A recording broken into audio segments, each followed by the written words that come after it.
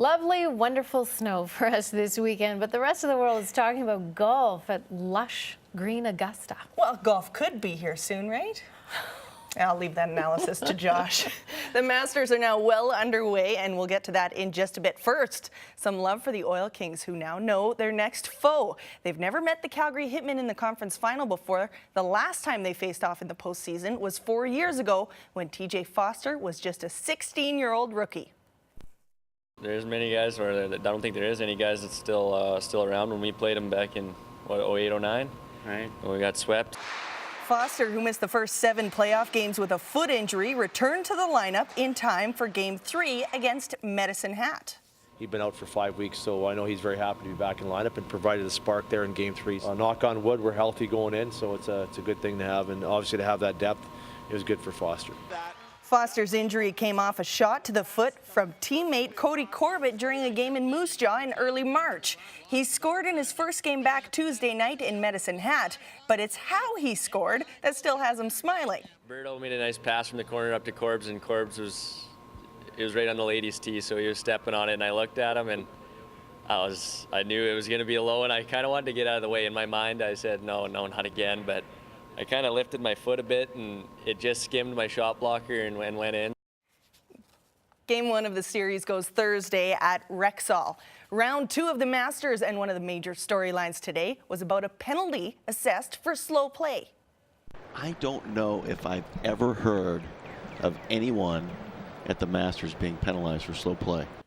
Well, it happened today. For the first time at the Masters, 14-year-old Tin Long Wong, the youngest competitor ever, handed a one-stroke penalty at the 17th, turning a par into a bogey. He shot a 75, giving him a 4-over total, and barely cracked the cut line. Sergio Garcia starting the day with a share of the lead, but he blew it up. This approach shot on 11 is all wet. He finished 4 over. Tiger Woods in the hunt, looking for his first win at a major in 5 years. Long birdie putt on 5, all good. Woods rolling on the greens. Another monster putt on 7, and that's another birdie.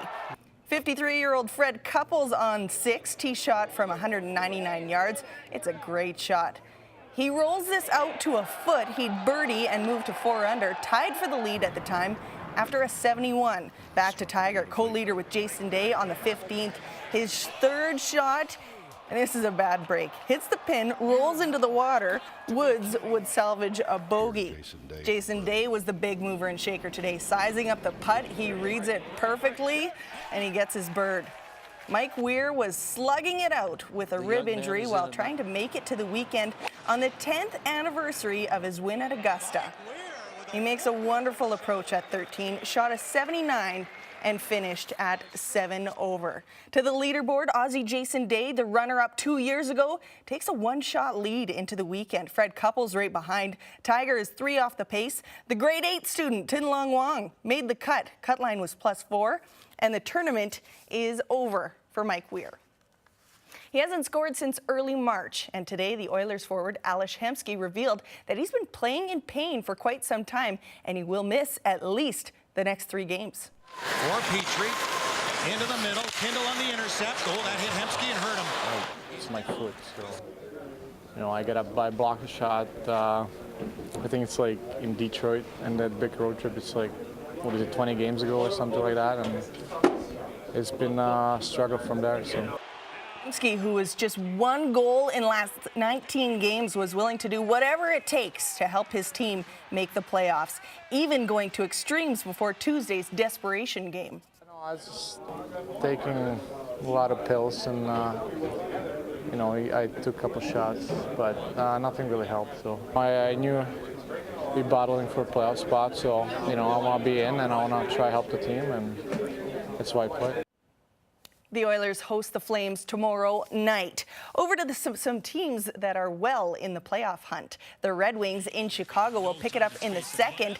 Game square at 1 apiece. Corey Emerton plays it out of the corner, and he beats Jimmy Howard. Coach Joel Quenneville obviously upset. Third period, Johnny Oduya shoots. Jonathan Tavares there for the rebound. Tie game. This one comes down to a shootout. Brandon Saad coming in on Howard. He makes a great move. We'll skip ahead a few rounds. The Wings need 1 to stay in it, and Johan Franzen misses. Hawks win 3-2. Stars visiting Nashville first period, Dallas leading by 1. Some power play pressure and Ray Whitney gets the one-timer, Stars up 2-0. That over to Whitney, pushing it to Chason, he scores! In the second, Alex Chason makes it 4-1 to give the Stars a commanding lead, his 4th of the year so far. Now in the third, it's Chason again for his 2nd of the night. Stars win 5-1 to move 2 back of the Red Wings in 8th. It's been a long wait for the kids in the AJHL, but the finals are finally here. The Brooks Bandits face off against the Spruce Grove Saints for the 2013 Gas Drive Cup. The best of 7 series all starts tonight. And he hits the Bandit, knocks him to the ice, pulling from behind to the side, taking it behind by Rainer. Loving it. Sounds like old school hockey down in Brooks. The Bandits score first as Taylor Macon finds the mesh. That's it for goals in the frame. Move on to the second. Bandits working well off the draw. RJ Reed on a bad angle and he gets the rebound. 2-0 Brooks. Now in the third, Spruce Grove shows up 2 minutes into the frame when Corey Chornenko finally squeaks one past Michael Frederick. 2-1. Spruce makes a comeback and forces things into overtime. 1 period solved nothing. On to the second.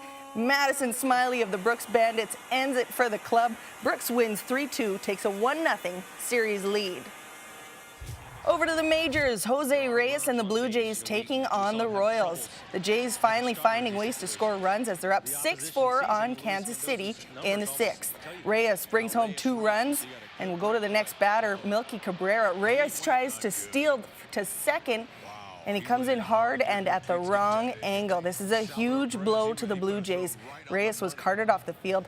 He did give the fans a thumbs up on the way out. Jays win 8-4. And the defending Grey Cup champions have a major issue on their hands. The advisor for defensive lineman Khalif Mitchell says he is 1,000% sure that Mitchell will not report to Toronto when training camp opens this summer.